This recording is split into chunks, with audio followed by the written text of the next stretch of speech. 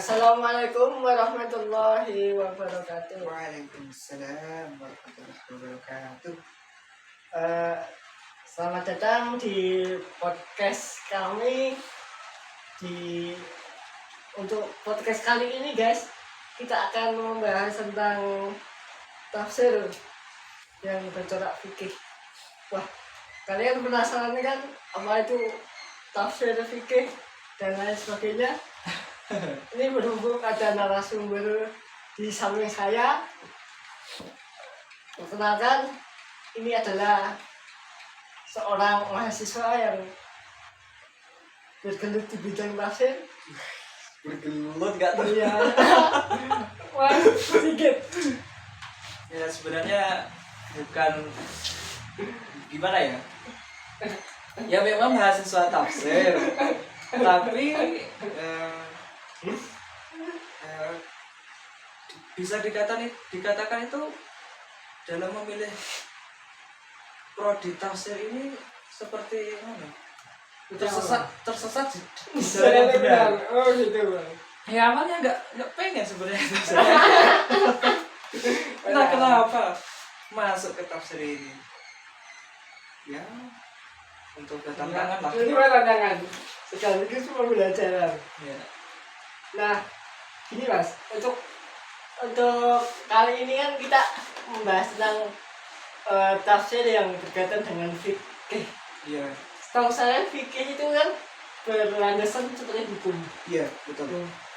Nah, dalam penafsiran fikih ini apa sih yang mahasiswa ini perlu tahu untuk lengkapnya itu? Nah, kita sebagai mahasiswa saat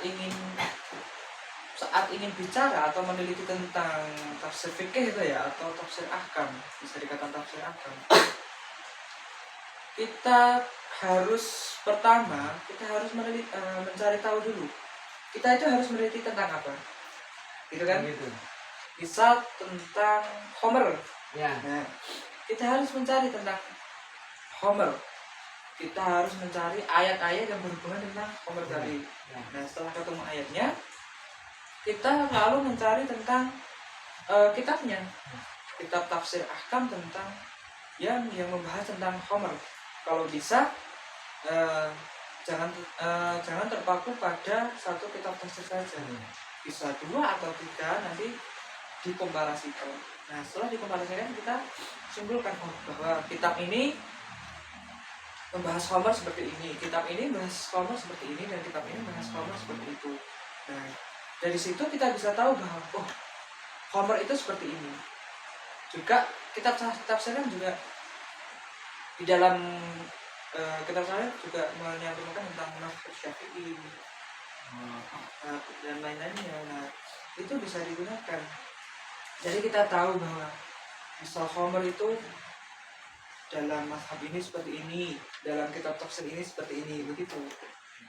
Tapi itu tafsir hukum ini kan lebih condong ke hukum.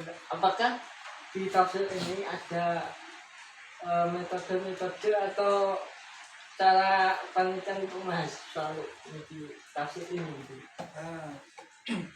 Bisa ya, seperti yang saya katakan tadi bahwa tafsir ahkam kan itu metodenya tahlil. Ya.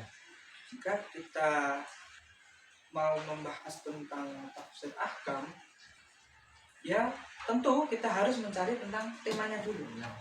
Mau membahas apa? Setelah itu kita membahas tentang tafsirnya, mau pakai tafsir apa.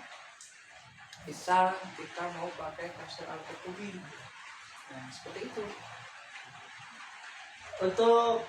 Untuk lebih lengkapnya, apa sih kelebihan dan kekurangan tafsir ini di masa yang lalu sampai sekarang?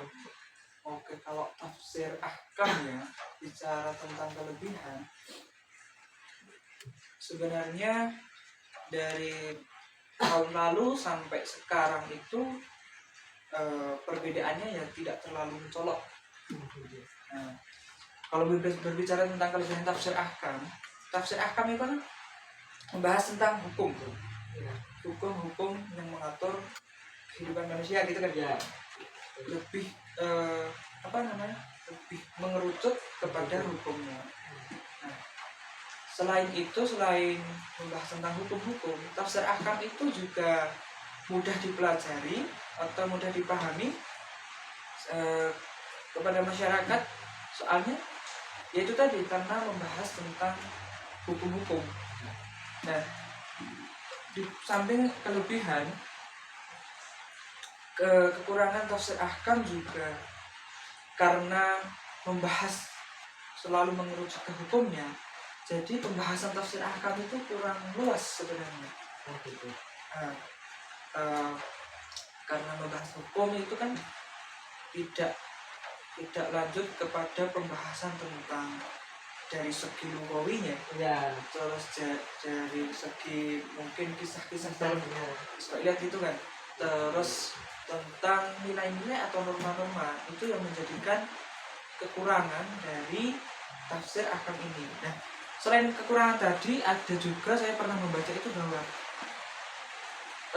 kitab tafsir bercorak fikih atau tafsir ahkam ini itu terkadang fanatik kepada mazhab. Oh. Nah, gitu. Jadi misal kitab tafsir ahkam A ini, itu pembahasannya itu terlalu fanatik kepada mazhab ini, mazhab B misal. Oh. Nah, itu menjadi suatu kekurangan. Seharusnya kan tafsir ahkam atau tafsir corak fikih yang baik itu yaitu menyajikan empat mazhab itu. Mazhab ini gimana, ini gimana. Supaya apa? Supaya nanti kan pembaca bisa membandingkan. Oh, kalau ini gini, kalau ini gini. Jika terlalu fanatik kan juga tidak baik. Betul. Ya.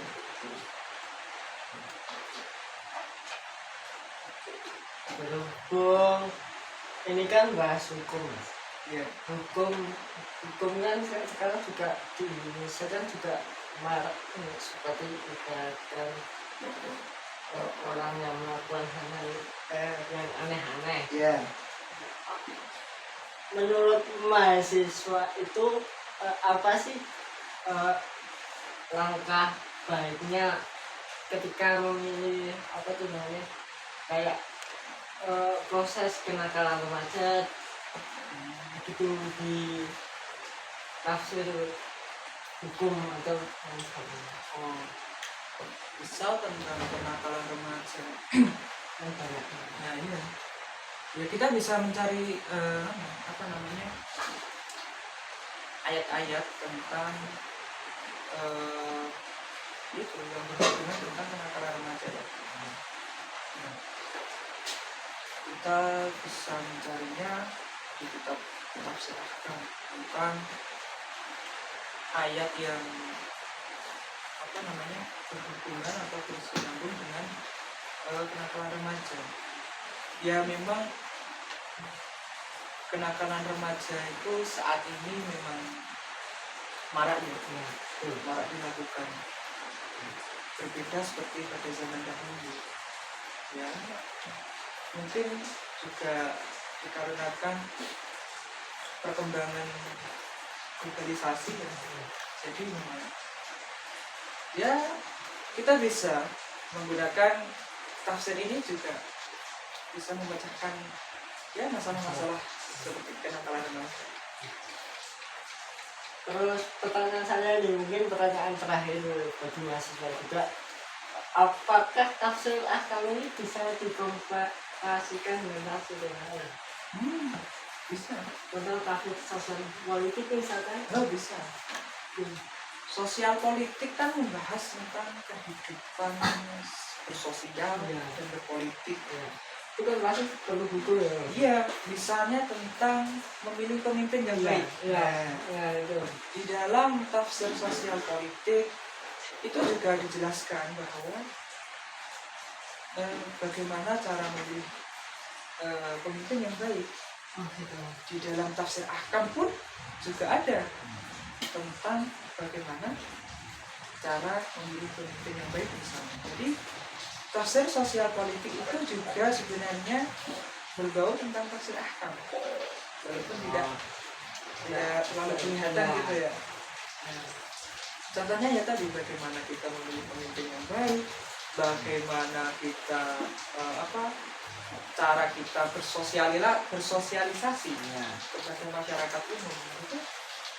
Jadi kita misalkan kita mau meneliti tentang cara memilih pemimpin yang baik, kita bisa melihat dalam tafsir sosial politik dan tafsir ahkam juga. Nah, dari situ kita bisa menarik benang merah sebenarnya.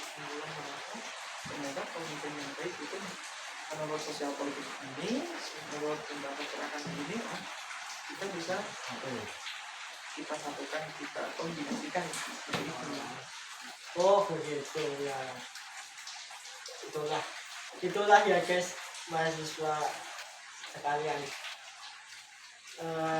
Terima kasih atas penjelasannya Mas Sigit. Sama-sama. Aku Saya ini merasa terhormat bisa diundang ke podcastnya Mas Diko. Ini sebenarnya podcast ini podcastan. Dadakan ya. Podcast dadakan. Tidak seperti apa namanya podcastnya ini apa? Jadi kormuser. Ya betul. Jadi ya beginilah podcast adanya. Begitu ya guys. Tentang kesimpulan hari ini bahwa tafsir ahkam itu ya hanya benar-benar hukum yang berlaku di masyarakat. Itu bisa menjadi rujukan kalau kalian ingin masuk ke dunia politik misalkan. Apakah betul seperti itu Mas? Betul sekali. Nah, kan marak sekali politik di Indonesia.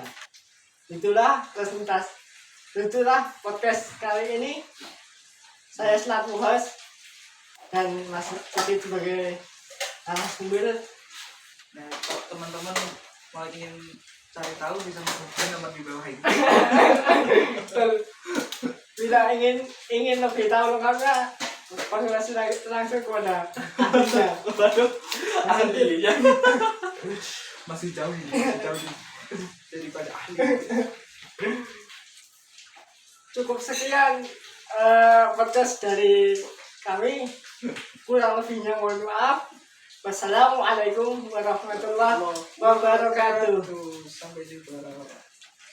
Jangan lupa subscribe, like dan share. Like dan subscribe.